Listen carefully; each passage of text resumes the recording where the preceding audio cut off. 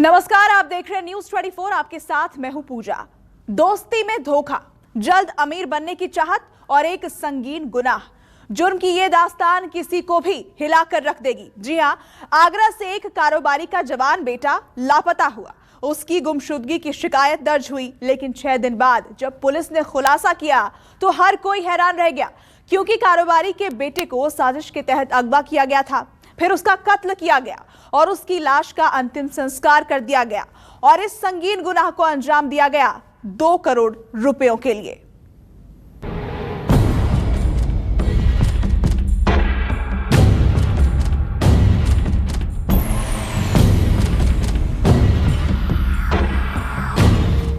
PP kit में दोस्त का कत्ल, दोस्ती के नाम पर बड़ा छल।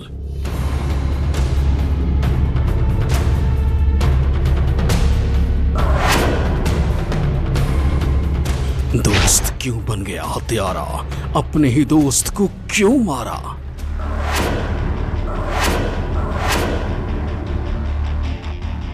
पीपी किट में लिपटी लाशें और लाशों को शमशान के बाहर अंतिम संस्कार का इंतजार। इन तस्वीरों ने देश दुनिया को दहला कर रख दिया है। लेकिन इन्हीं तस्वीरों को देखकर एक दोस्त के जहन में खौफनाक साजिश ने जन्म लिया। उसने साजिश को अंजाम तक पहुंचा डाला। साजिश का शिकार बना 25 साल का नौजवान सचिन चौहान।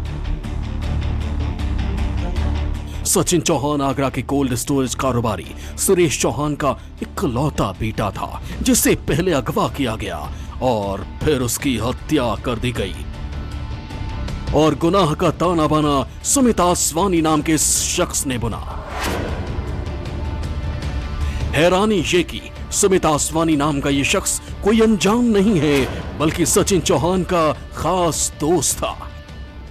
दोनों के पिता कारोबार में पार्टनर हैं। फिर दोनों के रिश्ते में ऐसा क्या हुआ कि साजिश बुनकर इस भयानक हत्याकांड को अंजाम दिया गया? बकौल पुलिस, सचिन के कत्ल की साजिश तो करीब 20 दिन पहले ही बुन ली गई थी, लेकिन शुरुआत 21 जून 2021 को हुई। तारीख 21 जून 2021, जगह दयाल बाग आगरा, वक्त दोपहर 3:30 बजे। सचिन चौहान ने अपनी मां को बताया कि वो किसी से मिलने जा रहा है। इसके बाद उसका मोबाइल भी स्विच ऑफ हो गया। रात को करीब 11:15 बजे कॉल आई तो परिजन रिसीव नहीं कर पाए। जब कॉल बैक की गई तो किसी और ने फोन रिसीव किया। 11:37 में मेरे पास फ़ोन आता है। मैं रात को सो रहा हूँ, मैं इसलिए नहीं उठा पाया। और 11:55 में मेरी मैसेज फ़ोन करती है कि बेटा तू है कहाँ। तो दूसरा कोई बंदा फ़ोन उठाता है और वो कहता है वो सो रहा है। तो उसने कि है कहाँ तू?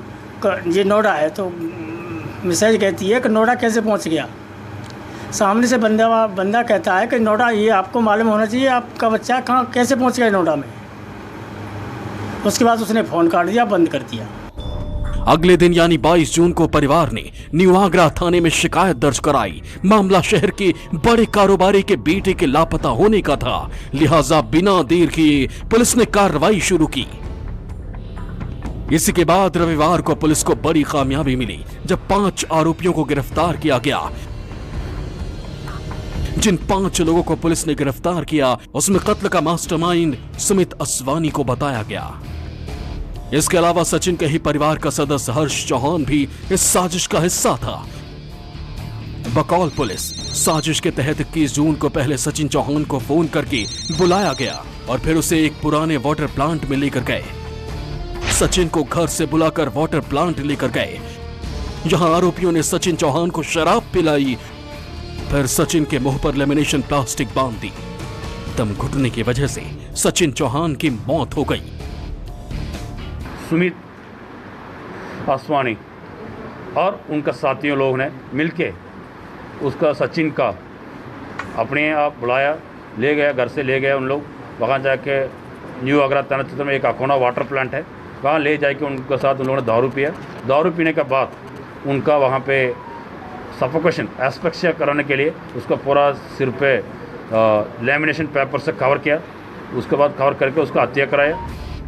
बकौल पुलिस सचिन को अगवा करने और उसकी हत्या करने की साजिश पहले से रची गई थी। सुमित असवानी ने सारा प्लान करीब 20 दिन पहले ही बना लिया था। उसने इस साजिश में सचिन के परिवार के सदस्य हर्ष चौहान, अपने दोस्त रिंकू, हैप्पी खन्ना और मनोज बंसल को इसमें शामिल किया, क्योंकि सचिन की हत्या का प्लान पहले ही बना लिया गया था। इसलिए 21 जून को पहले सचिन को अगवा किया गया, फिर उसकी हत्या कर दी गई। इसके बाद सबसे बड़ा सवाल था कि लाश को ठिकाने कैसे लगाया जाए, और तब सुमित के जहन में सबसे खौफनाक आइडिया आया। जी हाँ, पीपीई किट में लाशें देखकर सुमित को आइडिया आया कि अगर वो सचिन की लाश को पीपीई किट में लेकर शमशान जाए तो आसानी से उसका अंतिम संस्कार किया जा सकता है और किसी को पता भी नहीं चलेगा। इसके लिए पहले एक अलग कार की व्यवस्था की। 5 आरोपी लाश लेकर आगरा के बल्केश्वर शमशान घाट पहुंच गए। यहाँ सचिन का नाम रवि वर्मा बताया गया ताकि पुलिस तहकीकात करने पहुंचे तो किसी को पता भी ना चले। उसका योजना यह था, वो पहले हत्या करके ले जाके कहीं ले जाएंगे, किसी की शक हो सकता है, इसीलिए उन्हें आजकल हमारा कोरोना से किसी आदमी शक नहीं कर सकता। जो कोरोना बीमारी कहेंगे तो जो घाट है, जो अंतिम संस्कार होते हैं शमशान घाट, वहाँ कोई आदमी उनको पर शक नहीं हो सकते। इसीलिए उन्होंने बॉडी कार्ड छुपाने के लिए ये आसान से ये योजना बनाया था उन्होंने। आरोपी जानते थे कि सबसे पहले पुलिस सचिन के मोबाइल की लोकेशन पता करेगी, इसलिए साजिश के तहत 21 जून की देर रात एक आरोपी ने फोन पर बात की तो उसने सचिन की लोकेशन नोएडा बताई। जब अगले दिन पुलिस ने लोकेशन ट्रेस किया तो मोबाइल की लोकेशन इटावा मिली। इसके बाद कानपुर पुलिस को घुमाने के लिए उन लोगों ने ये काम किया था, क्यों वहाँ डेड बॉडी इसकी ओरिजिनल नाम पे करेंगे तो पुलिस पकड़ सकता है, जो सचिन चौहान का नाम को बुक करेंगे तो पता सकता है, सब आसान से पुलिस पकड़ जाएगी। और लड़का का मोबाइल कहीं इधर लोकल में कहीं मिल जाएगा तो पुलिस उनका सब पहुँच सकता है। इसीलिए उन्होंने सब डिस्पोज करने के लिए अलग अलग जगह बाहर इस तरह का उन्होंने तो एविडेंस मिटाने के लिए ये सब प्रयास किया इन लोगों ने पुलिस को घुमाने के लिए। आरोपियों को यकीन था कि पुलिस इन तक नहीं पहुंच पाएगी। ऐसा इसलिए क्योंकि पुलिस की हर मूवमेंट की जानकारी इन तक पहुंच रही थी और इसमें सचिन चौहान का परिवार सदस्य हर्ष चौहान मदद कर रहा था। लेकिन रविवार रात के बाद आरोपियों का प्लान कारोबारी सुरेश चौहान से 2 करोड़ रुपए फिरौती वसूलने का था। इसके लिए आरोपी नए सिम कार्ड खरीदने के लिए निकले थे, तभी पुलिस ने इन्हें दबोच लिया। तो सुमित असवानी और सचिन चौहान दोनों अच्छी दोस्त है और उसके साथ बाकी 2-4 दोस्त लोग भी है। और इन लोग का प्लान तो ये था, इसका ले जाके किडनैपिंग करके मर्डर करके उसके बाद सचिन चौहान का पापा से 2 करोड़ फिरौती मांगना था। उसके बाद उन लोग का प्लान था आज से वो नया सिम खरीद के मोबाइल खरीद के आज से उनका फिरौती मांगना प्लान था। परिवार को बेटे की गुमशुदगी के बाद जिस बात का शक था वो सच साबित हुआ। दरअसल सुमित असवानी और सचिन चौहान के पिता कोल्ड स्टोरेज में पार्टनर हैं। सुमित के परिवार ने सचिन के परिवार को करीब 40 लाख रुपए उधार दिए हुए थे। इसे लेकर भी दोनों पार्टनर में विवाद चल रहा था।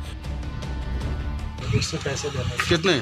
40 लाख रुपए। उसका जो भाई है चाचा का बेटा, उसने बोला कि उसके साथ बैठ के प्लानिंग बनी कि अगर 2 करोड़ मांगेंगे मिल गए तो ठीक, नहीं मिले तो तेरे 40 लाख मैं दूंगा। पैसों के विवाद को आपसी बातचीत से सुलझाया जा सकता था, लेकिन दोस्ती का फायदा उठाकर सुमित असवानी ने जिस गुनाह को अंजाम दिया, उसने एक परिवार से उसका बेटा छीन लिया तो 5 लोगों को जुर्म की दलदल में उतार दिया। विमल मिश्रा, आगरा न्यूज़ 24।